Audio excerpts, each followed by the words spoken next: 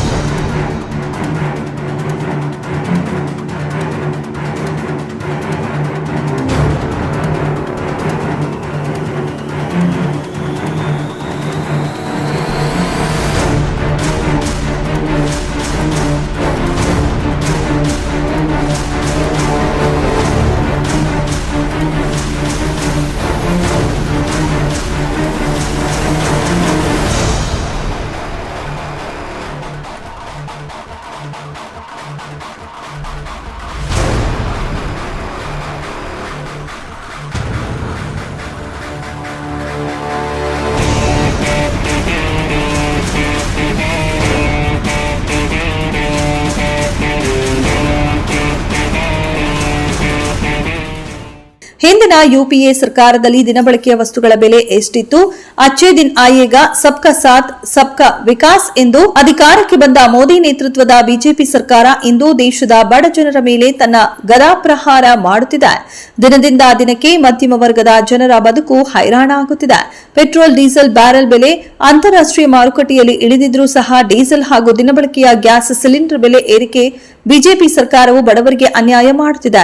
ಈ ಕೂಡಲೇ ಬೆಲೆ ಏರಿಕೆಯನ್ನ ಇಳಿಸಬೇಕು, ಇಲ್ಲವಾದಲ್ಲಿ ಮುಂದಿನ ದಿನಗಳಲ್ಲಿ ಉಗ್ರ ಹೋರಾಟ ಮಾಡಲಾಗುತ್ತೆ ಎಂದು ಸಿಎಂ ಸಿದ್ದರಾಮಯ್ಯ, ಡಿಸಿಎಂ ಡಿಕೆ ಶಿವಕುಮಾರ್ ಆದಿಯಾಗಿ ಕಾಂಗ್ರೆಸ್ ಪಕ್ಷದ ಎಲ್ಲಾ ಶಾಸಕರು, ಸಂಸದರು, ಮುಖಂಡರುಗಳು ಎಚ್ಚರಿಕೆ ನೀಡಿದರು. ಇನ್ನು ಪ್ರತಿಭಟನೆಯ ಸಂದರ್ಭದಲ್ಲಿ ಮಾತನಾಡಿದ ಯಲಹಂಕ ವಿಧಾನಸಭಾ ಕ್ಷೇತ್ರದ ಕಾಂಗ್ರೆಸ್ ಮುಖಂಡ ಕೇಶವ ರಾಜಣ್ಣ ಅವರು ಮಾತನಾಡಿ, ಬೆಲೆ ಏರಿಕೆಯಿಂದ ಆಗುತ್ತಿರುವ ತೊಂದರೆ ಹಾಗೂ ಬಡ ಜನರ ಬದುಕಿನಲ್ಲಿ ಆಗುತ್ತಿರುವ ಅನಾಹುತಗಳ ಬಗ್ಗೆ ವಿವರಿಸಿ ತಮ್ಮ ಆಕ್ರೋಶ ವ್ಯಕ್ತಪಡಿಸಿದರು.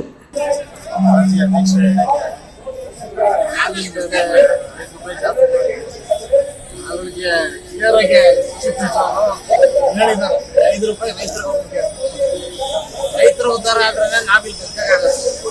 ನಾನು ಒಂದು ಡೈರಿ ತಗೊಂಡು 1 ಲಕ್ಷಕ್ಕೆ ಲೀಟರ್ ಹೆಚ್ಚಾಗಿ ಆ 1 ರೂಪಾಯಿ 10 ಪೈಸಾ ಕೂಡ ನಮಗೆ ಬರ್ತಾ ಇಲ್ಲ. ರೈತರಿಗೆ ಹೋಗಿ ಖುಷಿ ಆಗ್ತಾ ಇದೆ. ಹಾಗಾಗಿ ಈ ಪೆಟ್ರೋಲ್, ಡೀಸೆಲ್, ಡಾಲರ್, ಎಕನಾಮಿ ಇದ್ರ ಬಗ್ಗೆ ನೀವು ತಲೆ ಕೆಡಿಸ್ಕೊಳ್ಳಿ. ಡಾಲರ್ ಎಷ್ಟಾಗಿದೆ, ಪೆಟ್ರೋಲ್ ಎಷ್ಟಾಗಿದೆ, ಡೀಸೆಲ್ ಎಷ್ಟಾಗಿದೆ, ಗ್ಯಾಸ್ ಮಕ್ಕಳಿಗೆ ಮನೇಲಿ ಅಡುಗೆ ಮಾಡ್ಬೇಕಾದ್ರೆ ಗ್ಯಾಸ್ ಬೇಕಾಗಿದೆ, ಓಡಾಡ್ಬೇಕಾದ್ರೆ ಪೆಟ್ರೋಲ್ ಡೀಸೆಲ್ ಯಾರು ಪೆಟ್ರೋಲ್ ಇದೆ. ಮೋದಿ ಅವ್ರು ಏನ್ ಮಾಡ್ತಾ ಇದಾರೆ ಗಮನ ಹರಿಸ್ಬೇಕು ತಾನೆ. ಎಷ್ಟೋ ಜನ ನಿರುದ್ಯೋಗಿಗಳಿದಾರ, ಕೆಲಸ ಇಲ್ದಿರೋ ಇದಾರಲ್ಲ, ಲಕ್ಷಾಂತರ ಜನ ಕೆಲಸ ಇಲ್ದಿರೋಂಗೆ ಆಗ್ತಾ ಇದೆ. ಅದನ್ನ ನೋಡಿ ನೀವು ಡೈಟ್ ಮಾಡಿ ಯಾವ್ದು ಕೆಲಸ ಮಾಡೋದಲ್ಲ ಮಾಡ್ಬಿಡಿ. ಬೇಡದಿದ್ದು ರಾಜಕೀಯಕ್ಕೋಸ್ಕರ ನೀವು ರ್ಯಾಲಿಗಳು ಮಾಡೋದೆಲ್ಲ ಮಾಡ್ಬೇಡ. ಇದು ನಿಜವಾಗ್ಲೂ ನೊಂದು ಜನರು ಕೂಗಿಗೆ ಸ್ಪಂದಿಸ್ಬಿಟ್ಟು ನಮ್ಮ ಪಕ್ಷದ ಲೀಡರ್ಗಳು ಕಳೆದ್ಬಿಟ್ಟು ಇವತ್ತು ಇಲ್ಲಿ ಹೋರಾಟ ಮಾಡ್ತಾ ಇದ್ದೀರಿ.